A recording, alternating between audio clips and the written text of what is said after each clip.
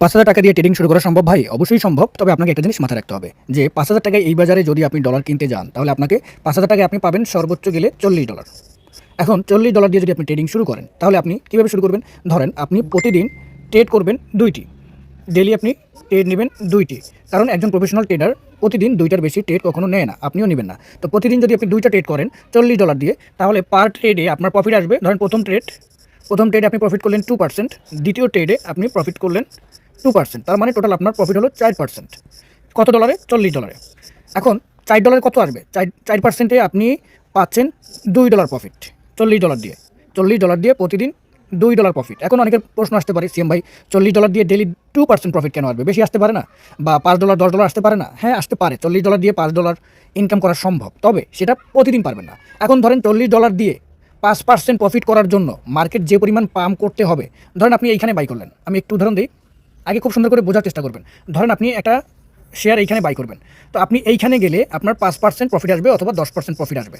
এখন মার্কেট তো এইভাবে এইখানে যেতে হবে, কিন্তু মার্কেটটা কী করে? ধরেন এইখানে একটু গিয়ে আবার এরকম নিচে আসে, এরকম পড়ে যায়, এরকম নিচে আসে, এরকম পড়ে যায়, এরকম নিচে আসে। তারপরে হয়তো আপনার এই 5% বা এইখানে সেল করলে আপনার 5% বা 10% প্রফিট আসবে, মানে $5 $10 প্রফিট আসতে পারে।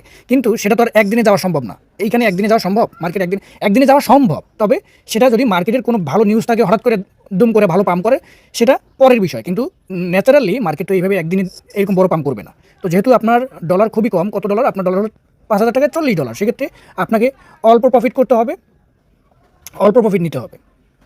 এখন অনেকেই বলতে পারেন, সিএম ভাই আমি $৪০ দিয়ে যদি ট্রেডিং করি, পার ট্রেড আমি 1% বা 2% প্রফিট করলাম, কোনো সমস্যা নাই। কিন্তু ট্রেডিংয়ে কি প্রতিটি প্রফিট আসবে? লস আসবে না? হ্যাঁ, অবশ্যই লস আসবে।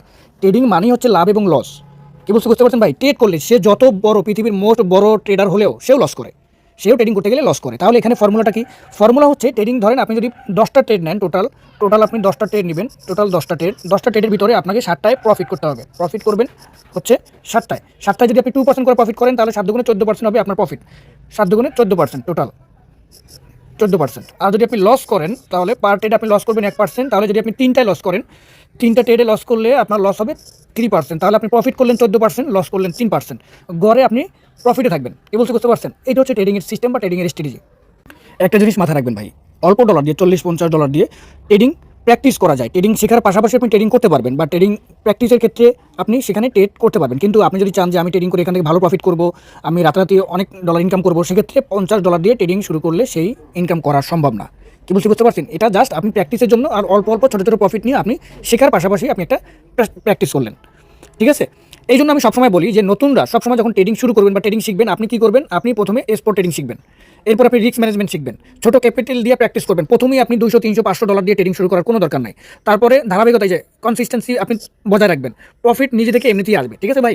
এখন আমরা নতুনরা যখন ট্রেডিং শুরু করতে যাই, অল্প ডলার দিয়ে শুরু করি এবং বেশি লোভে পড়ে আমরা কী করি? ফিউচার ট্রেডিং করি বা বাইনারি ট্রেডিং করি, জুয়া করি। ফিউচার ট্রেডিং বা বাইনারি ট্রেডিং কীরকম? আপনি সেখানে হাই লেভারেজ নিয়ে সেখান থেকে আপনার ট্রেডিংস করে, এরপরে মার্কেট যেই তার প্রেডিকশন ভুল হয়, তারপর সব ডলার জিরো হয়ে যায়, লিকুইডেশন হয়ে যায়। কিন্তু স্পট ট্রেডিংয়ে সব ডলার জিরো হওয়ার কোনো সুযোগ নাই, কারণ স্পট ট্রেডিং হচ্ছে একদম ব্যবসার মতো, কম দামে কিনতে হবে, বেশি দামে সেল করতে হবে। যদি মার্কেট ডাউনেও চলে যায়, আপনার কোনো সমস্যা নেই, যেদিন দাম বাড়বে সেদিন আপনি সেল করতে পারবেন। কিন্তু ফিউচার ট্রেডিংয়ে দাম কমলেও সমস্যা, বাড়লেও সমস্যা, যদি আপনার অ্যানালাইজ ভুল হয়।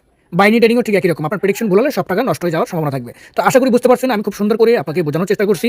আপনি যদি ট্রেডিং শিখতে চান বা হাতে কলমে আমাদের সাথে কোর্স করতে চান, তাহলে আমাদের কোর্সে ভর্তি চলে। আপনি কমেন্ট করবেন, যোগাযোগ করবেন, আর অবশ্যই আমাদের পেজটা ফলো করবেন পরবর্তী ভিডিও পাওয়ার জন্য। আসসালামু আলাইকুম।